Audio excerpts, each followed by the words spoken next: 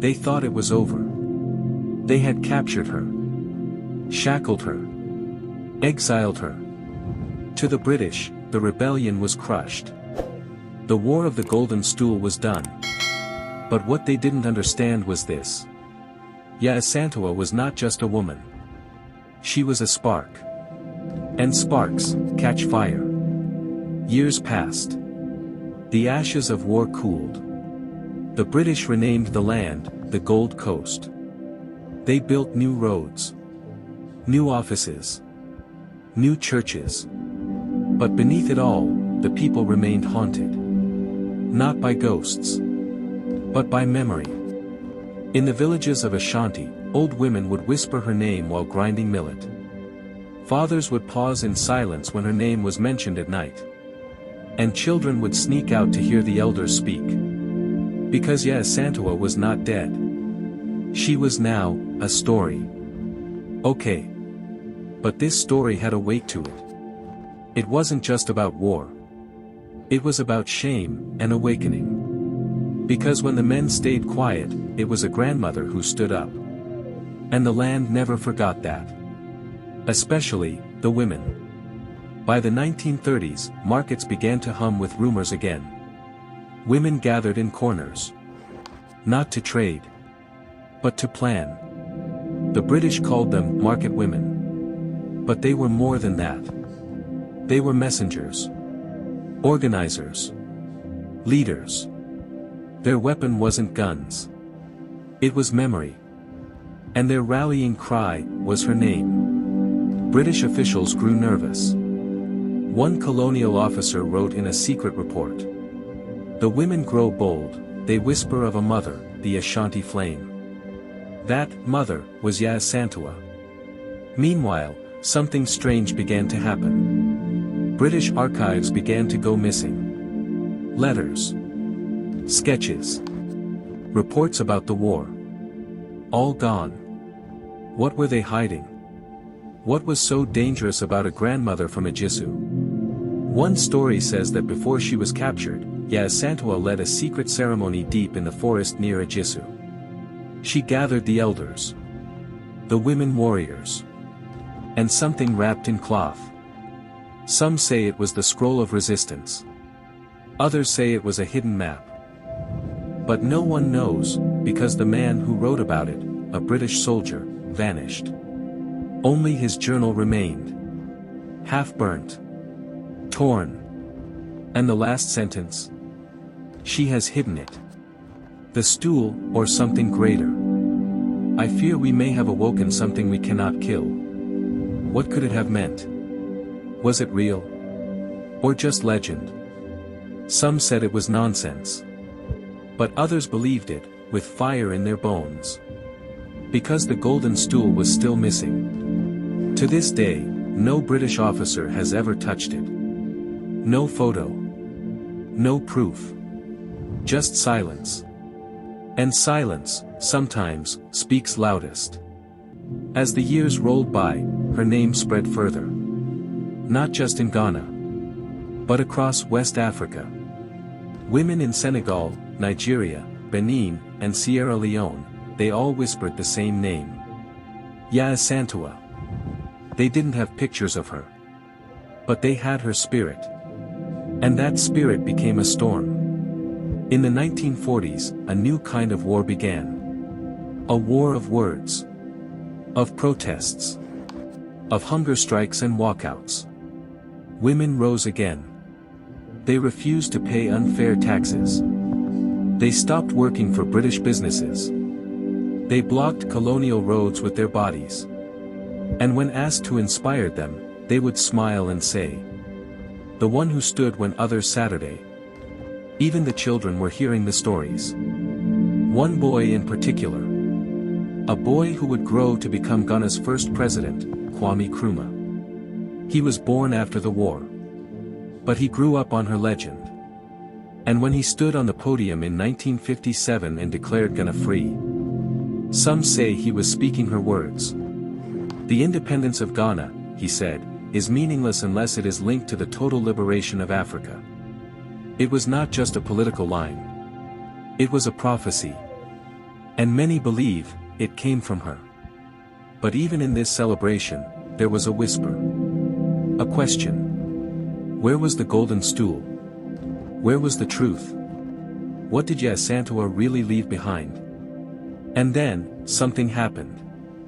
In the early 2000s, during renovations at a British colonial archive in London, a dusty crate was opened. Inside, letters never seen before.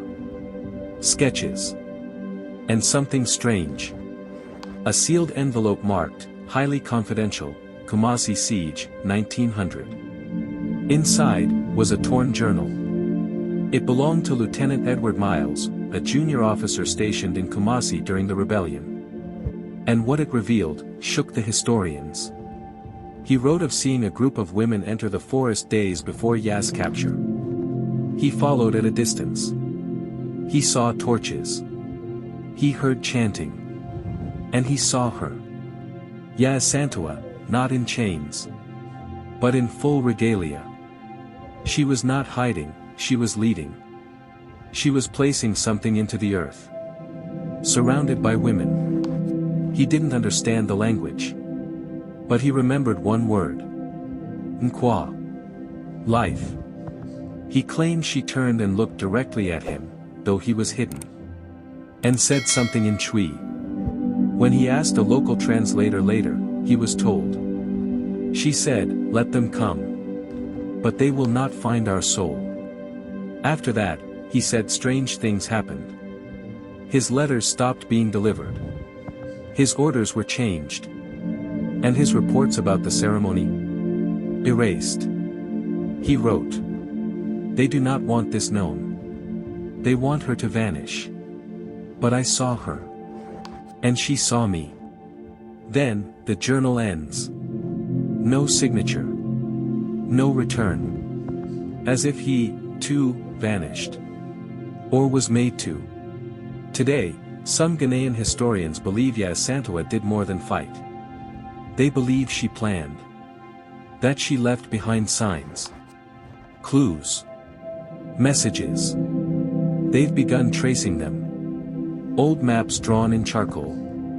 Elders with fading memories. Symbols carved into trees that have stood for over 100 years. But the most chilling part? One archaeologist recently said, I believe she left a second stool. Not of gold. But of fire. A metaphor. Or something real. Because every year, more caves are found. And every time the name, Yaa Asantewaa, is whispered in the hills of Ajisu, wind stirs the trees. She was more than a warrior. She was more than a queen. She was a fire, and that fire is still burning. And now, one final mystery has emerged. An anonymous letter was sent to the Ghana National Museum just last year. No return address. No signature. Inside, was a map. Drawn in ink. Faded. And the words. She hid the truth in plain sight. Where the water sings, and the spirits rest. What does it mean? Where does it lead? And is the soul of the Ashanti still waiting, to be found? Because sometimes, history is not buried. It is hidden, waiting for the right eyes. And Yaa Asantewaa? She may have left more than a memory. She may have left, a message. One we were never meant to forget. Yaa Asantewaa's body may have been buried in exile, far from the soil of her ancestors, but her story was not finished. Long after the guns had fallen silent, long after the ashes of the palace had cooled, her spirit refused to sleep. Because she hadn't just fought to protect a stool, she had fought to protect a future. And now, decades later, something was stirring. Not just in the villages of Ajisu, but across all of Ghana. Across West Africa. Whispers. Questions. Dreams. And all of them traced back, to one woman. In the year 2002, during a quiet archival restoration at a colonial-era library in Accra, a locked box was found. Covered in dust. Forgotten. Inside, maps. Letters. And a name written in fading ink, Asantewaa.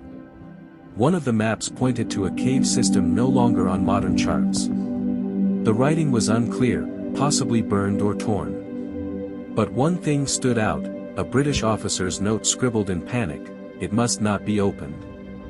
It must not be remembered. What was so dangerous that they wanted it buried forever? Who were they trying to protect? Or, what were they afraid of? Back in Ejisu, the locals had stories passed down from grandmother to mother, from mother to daughter. That before she was captured, Yaa had called a gathering of 5 women. All warriors. All mothers. She had handed them each a piece of something wrapped in cloth. No one knew what was inside. Only that she said, when the land forgets itself, bring these pieces together. For years, no one took it seriously. Just an old tale. Until a woman named Adwoa Nyamkai, a retired teacher turned oral historian, came forward with something wrapped in faded Kent. A fragment of scroll.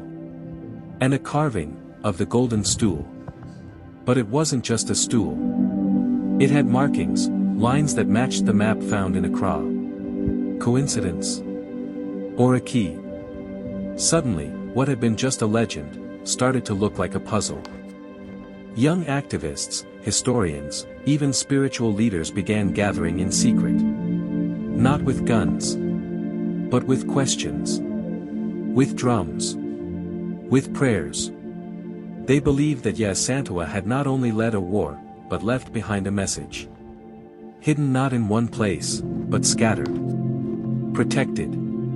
Waiting. The British had taken her body. But they had never touched her soul. And now, her soul was rising. In the north, an old priest in Tamale claimed to have dreamed of Yaa for 7 nights. She stood in red fire, surrounded by women, and said, "They are looking in the wrong place." In the east, near Lake Bosumpwi, fishermen spoke of hearing drumming from the caves at night. Rhythms they hadn't heard since childhood. And in Kumasi, a young girl, only 10 years old, entered a trance during a storytelling session and whispered a name no one had heard in 50 years, Nana Koko. The name of one of Yaa's hidden protectors. How would a child know that? No one could say. But the elders wept. And so, the search began again. Not for gold. Not for glory. But for the lost pieces of something sacred. A symbol. A code. A warning. Some said it was spiritual. Others said it was political. But all agreed, something was calling. The old drummers returned. The midwives came with chants passed from rebel mothers. Women of the markets wore red on Thursdays. And in every corner of Ghana, the same phrase appeared again and again, whispered like a spell, "Yaa Asantewaa lives." But with the rising of her name came shadows. Archives began disappearing. British museum officials denied ever holding certain documents. Local chiefs were warned not to stir old fires. And then, one morning in 2004, Adwoa Nyamkai, the woman with the fragment, was found missing. Her house undisturbed. Her garden still green. But the cloth was gone. And so was she. Gone, without a word. The people were afraid. Was this a curse? Or a cover-up? But then, another dream surfaced. In the western region, an 85-year-old widow named Esi recited a chant she said had been taught by her grandmother, who once served in Yaa's court. The chant translated to, "When the West calls your name in silence, respond with thunder." That night, thunder broke over Ejisu for 7 hours straight. No rain. Just thunder. And in the morning, the tree near Yaa Asantewaa's statue had split clean in half, without wind, without axe, without explanation. Was it coincidence? Or a signal? More scrolls surfaced. One with a coded poem that read like a prophecy: "When the Queen's name is spoken not in fear, but in honor, the drum will sound. And the path will show itself." That week, women in Kumasi formed a movement, the Daughters of Yaa. Their mission? Not just to remember, but to act. To speak truth. To walk in strength. To rise, when others sit. And they did. In parliament. In universities. In markets and mosques. They wore her face like armor. They spoke her words like scripture. And all across the country, murals of Yaa Asantewaa began appearing overnight. Not commissioned. Not planned. Just, appearing. Painted by hands unknown. Eyes fierce. Staff raised. And underneath, she returns. But what does that mean? Returns how? Was she reborn? Was she watching? Was she waiting? Some say her legacy is a spirit now, entering those who are ready. Others say she was never a woman, but a force that wears the face of women. Whatever the truth, the signs were growing stronger. And louder. Until one day, a discovery shook everything. In the hills near Lake Volta, construction workers digging a new road struck a hollow space.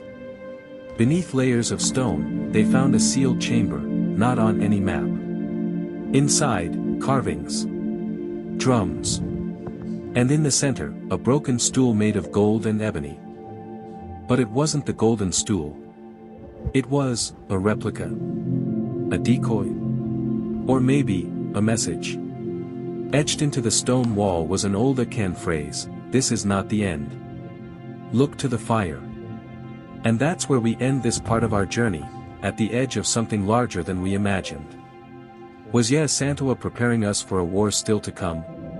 Did she hide more than relics, perhaps a truth the world is not ready for? And most of all, if her soul still walks the land, then who is she speaking to next? Because the fire still burns. And the echo is growing louder. But what waits in the fire? What truth is ready to rise?